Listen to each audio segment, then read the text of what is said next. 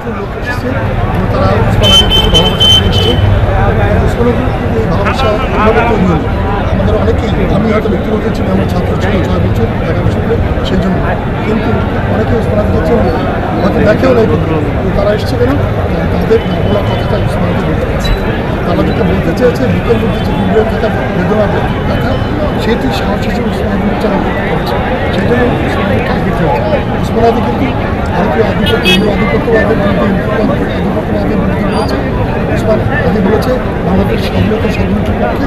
উসমান আদি বলেছে দেশের মধ্যে মানবিক সমাজ তৈরি করার এই সবকিছুর মধ্যে দিয়ে উসমান আদি সেই সাহসটি প্রকাশ ঘটিয়েছে। আমরা সম্মিলিত আজকে এসেছি, এখানে বক্তব্যের মধ্যে ভুল আছে। আমরা উসমান আদির কাছে এখানে আসছি সরাসরি আল্লাহ রাব্বুল আলামিনকে বলতে, আল্লাহ আমাদেরকে মাফ করো, উসমান আদিকে মাফ করো।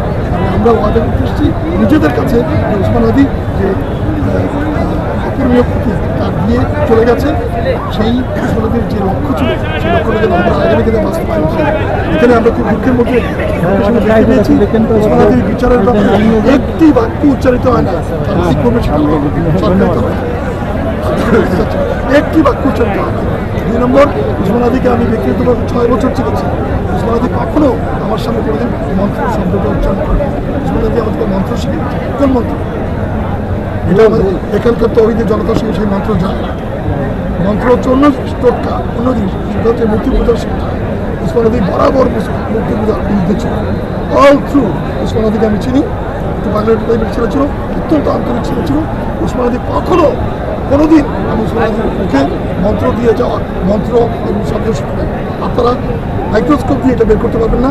উসমান আদির যত বক্তব্য থাকে উসমান আদিকে বলেছে। আমাদের যেটুকু উসমান আদিকে সঠিকভাবে রিপ্রেজেন্ট করতে হবে, তার যে ন্যায় প্রতিষ্ঠার আকাঙ্ক্ষা, এখানে একটা জনসম্মুখীমূলক সরকার প্রতিষ্ঠার আকাঙ্ক্ষা, তার যে আধিপত্যবাদ বিরোধী যে স্বপ্ন, সেইটি উসমান আদি গুমড়ে থাকা মানুষের বুকের মধ্যে যে ব্যথা, সেটি উসমান আদি প্রকাশ করে গেছে এবং সেই জন্যই ওখানে উসমান আদিকে আজকে শাহাদাত বরণ করতে হচ্ছে। আমরা এখানে এই জন্য এসেছি, আল্লাহর কাছে এই করে দেন, আল্লাহ উসমান আদিকে তুমি শহীদের বাংলার বীর মর্যাদা দাও এবং উসমান আদি যেন আমাদের ভিতর থেকে হারিয়ে না যায়। ওই অর্থে উসমান আদিকে নিয়ে একটা মূর্তি বানানো, পূজা করা, ছবি নিয়ে নাচানাচি করার কোনো সুযোগ নেই। উসমান আদির কাজটা, আরাধ্য কাজটা যদি আমরা সমাপ্ত করতে পারি, সেটা হচ্ছে ইনসাফের সমাজ কায়েম করা, ভারতকে সম্পূর্ণভাবে উচিত শিক্ষা দেওয়া, সমতল অবস্থা থেকে উসমান আদি যেটা পাগলের মতো করতো, আমরা যদি আমি 6 বছর পড়ে গেছি। আমি উসমান আদির রুহের মাগফিরাত কামনা করি, সবাই যেমন করেছেন, এবং আমি আশা করবো দেশবাসী এটা মনে রাখবে, উসমান আদির অসমাপ্ত কাজটা সমাধা করাই আমাদের কাজ।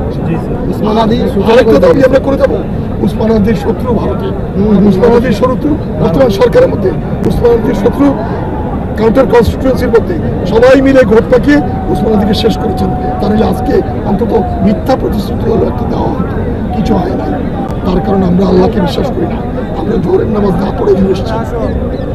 সুতরাং আমি এখানে আসছি আল্লাহকে এটা বলতে, আমার ফরিয়াদের কথা বলতে, এবং আমার মুক্তির কথা বলতে, আমাদের মুক্তির কথা বলতে, এবং উসমান আদিকে জন্য আল্লাহ শাহাদাতের মর্যাদা দেন সেটা বলতে।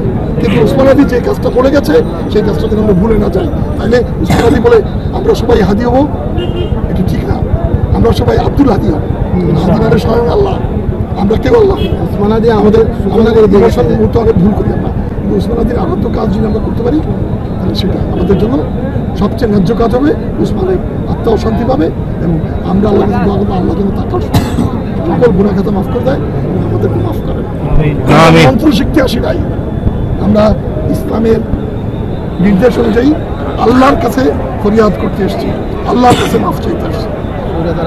ওইটাই সত্য, যাতে স্বৈরাচার আর কোনোদিন না আসে, ফ্যাসিবাদ না আসে, আধিপত্যবাদ না আসে। 24 পরবর্তী বাংলাদেশ